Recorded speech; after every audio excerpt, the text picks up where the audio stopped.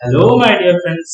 आज के इस वीडियो में हम भारत की केंद्रीय bank reserve bank of India के बारे में बहुत ही आसान तरीके से जानेंगे और साथ ही साथ याद भी करते चले ताकि आरबीआई से आने वाले प्रश्न को हम आसानी से हल कर सकें। तो चलिए अब देर न करते हुए वीडियो को आगे बढ़ाते हैं। दोस्तों, इस वीडियो को लाइक शेयर एंड सब्सक्राइब करेंगे जिससे कि हमें आगे की वीडियो के लिए मोटिवेशन मिलता है। दोस्तों, सबसे पहले ये बताना चाहेंगे कि यहाँ पे आरबीआई को लोगो दिया हुआ है। आरबीआई के लोगो में ये जो पेड़ है वो पाम ट्री है, यानी कि खजूर का पेड़, और ये जानवर जो है रॉयल बंगाल टाइगर है। नेक्स्ट हम आरबीआई की हिस्ट्री को और इसकी स्थापना को देखते हैं। भारतीय रिजर्व बैंक भारत का केंद्रीय बैंक, यह भारत के सभी बैंकों का संचालक भी है। रिजर्व बैंक ही अर्थव्यवस्था को नियंत्रित करता है। रिजर्व बैंक भारत की अर्थव्यवस्था को नियंत्रित करता है। इसकी स्थापना 1 अप्रैल 1935 को reserve bank of India act 1934 के अनुसार हुई। भारत के अर्थज्ञ बाबा साहब अम्बेडकर ने भारतीय रिजर्व बैंक की स्थापना में अहम भूमिका निभाई। उनके द्वारा प्रदान किए गए दिशा निर्देशों या निर्देशक सिद्धांतों के आधार पर भारतीय रिजर्व बैंक बनाई गई। बैंक की कार्य पद्धति या काम करने की शैली और उसका दृष्टिकोण बाबा साहब ने हिल्टन यंग कमीशन के सामने रखा था। जब 1926 में ये कमीशन भारत में royal commission of Indian currency and finance के नाम से आया था, तब इसके सभी सदस्यों ने बाबा साहब के लिखे हुए ग्रंथ the problem of the rupee, its origin and it's solution, रुपए की समस्या, इसके मूल और इसके समाधान की जोरदार वकालत की, उसकी पुष्टि की। ब्रिटिशों की वैधानिक सभा लेजिस्लेटिव असेंबली ने इसे कानून का स्वरूप देते हुए भारतीय रिजर्व बैंक अधिनियम 1934 का नाम दिया। प्रारंभ में इसकी केंद्रीय कार्यालय कोलकाता में थी, जो सन 1937 में मुंबई आ गई। पहले यह निजी बैंक था, किंतु 1 जनवरी 1949 में इसका राष्ट्रीयकरण कर दिया गया। उसके बाद से इस पर भारत सरकार का पूर्ण स्वामित्व। पूरे भारत में रिजर्व बैंक ऑफ इंडिया के कुल 29 क्षेत्रीय कार्यालय हैं, जिसमें से अधिकांश राज्यों की राजधानियों में स्थित हैं। अब हम भारतीय रिजर्व बैंक की प्रस्तावना को देखते हैं। Preamble of reserve bank of India.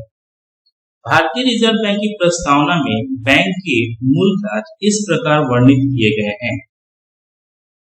Bank नोटों के निर्गम को नियंत्रित करना, भारत में मौद्रिक स्थायित्व प्राप्त करने की दृष्टि से निधि रखना और समांतर देश के हित में मुद्रा व ऋण प्रणाली प्रचलित करना, मौद्रिक नीति तैयार करना, उसका क्रियान्वयन और निगरानी करना, वित्तीय प्रणाली का विनियमन और पर्यवेक्षण करना, विदेशी मुद्रा का प्रबंधन करना, मुद्रा जारी करना, उसका विनियमन करना और परिचालन योग्य न रहने पर उसे नष्ट करना, सरकार का बैंकर और बैंकों का बैंकर के रूप में काम करना, शाख नियंत्रण करना और मुद्रा के लेन देन को नियंत्रित करना।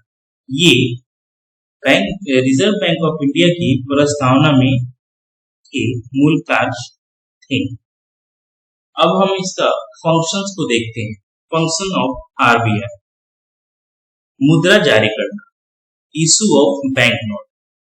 भारतीय रिजर्व बैंक गवर्नर द्वारा हस्ताक्षरित करेंसी नोट जारी करने वाला प्राधिकारी है। 1 रुपए का नोट, जिसे करेंसी नोट कहा जाता है, केंद्र सरकार द्वारा जारी किया जाता है। इस पर वित्त सचिव का हस्ताक्षर होता है। मुद्रा के भंडार को देश भर में फैले करेंसी चेस्ट की सहायता से वितरित किया जाता है। दोस्तों, यहाँ पे हम बताना चाहेंगे, 1 रुपए का जो नोट होता है उस पर वित्त सचिव का हस्ताक्षर होता है बाकी के सारी मुद्रों पर, रुपयों पर रिजर्व बैंक के गवर्नर का हस्ताक्षर होता है। सरकार का bank, banker of government. RBI सरकार के व्यावसायिक लेन देन को संपादित करता है और सार्वजनिक ऋण का प्रबंधन करता है। जहां आरबीआई का कोई कार्यालय नहीं है, वहां एसबीआई या अन्य बैंकों को अपना एजेंट नियुक्त करता है। यह सरकार को ऑर्थोपाय अग्रिम प्रदान करता है। बैंकों का bank, custodian of cash reserve of commercial bank. यह वाणिज्यिक बैंकों के जमाओं के एक भाग को, जिसे हम सीआरआर के रूप में अपने पास रखता है और बैंकों को वित्तीय सहायता प्रदान करके अंतिम ऋणदाता के रूप में कार्य करता है।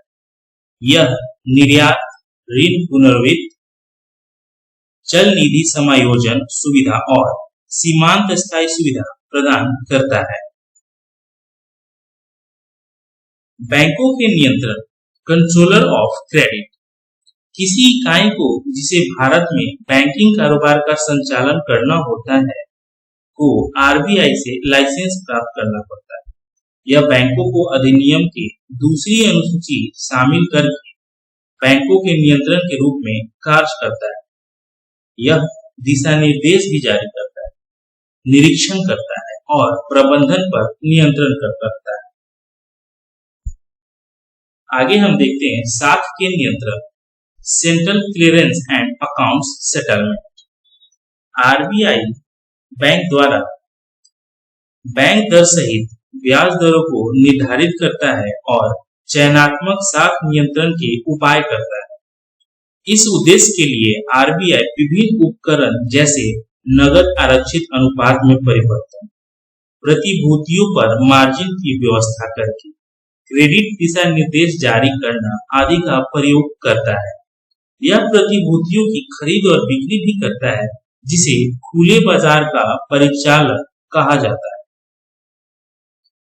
इसके हम बेसिक स्ट्रक्चर को देख लेते हैं। आरबीआई के बेसिक स्ट्रक्चर को, रिजर्व बैंक के मामले केंद्रीय निदेशक मंडल, सेंट्रल बोर्ड ऑफ डायरेक्टर्स के एक विस्तृत पैनल द्वारा शासित होते हैं। बोर्ड के कुछ सदस्यों को भारतीय रिजर्व बैंक अधिनियम के अनुसार भारत सरकार द्वारा नियुक्त किया जाता है। उन्हें 4 साल की अवधि के लिए नियुक्त किया जाता है। ऑफिशियल डायरेक्टर्स, फुल टाइम, राज्यपाल और 4 से अधिक उपराज्यपाल नहीं। इसका अर्थ है फुल टाइम ऑफिशियल डायरेक्टर्स, जिसमें राज्यपाल, गवर्नर और डिप्टी गवर्नर की संख्या 4 से अधिक नहीं हो सकती। अभी करेंटली हमारे देश में आरबीआई में जो गवर्नर है, उनका नाम है शक्तिकांत दास, जो कि गवर्नर है। बाकी 4 डिप्टी गवर्नर है, जिनमें से Shri doctor MD Patra, Shri MK Jain, Shri M Rajeshwar Rao, Shri T Ravishankar, ये 4 डिप्टी गवर्नर हैं। आरबीआई की सब्सिडरीज भी हैं, जिनको हम देख लेते हैं, जो कि फुली ऑन सब्सिडरीज हैं। Deposit insurance and credit guarantee corporation of India, DICGC, यह एक इंश्योरेंस सब्सिडरी है। Bharatiya reserve bank note Mudra private limited, BRBNMPL, ये आरबीआई की फुली ऑन सब्सिडरी है। तो दोस्तों, आज का हमारा वीडियो यहीं पे समाप्त होता है। Thank you so much.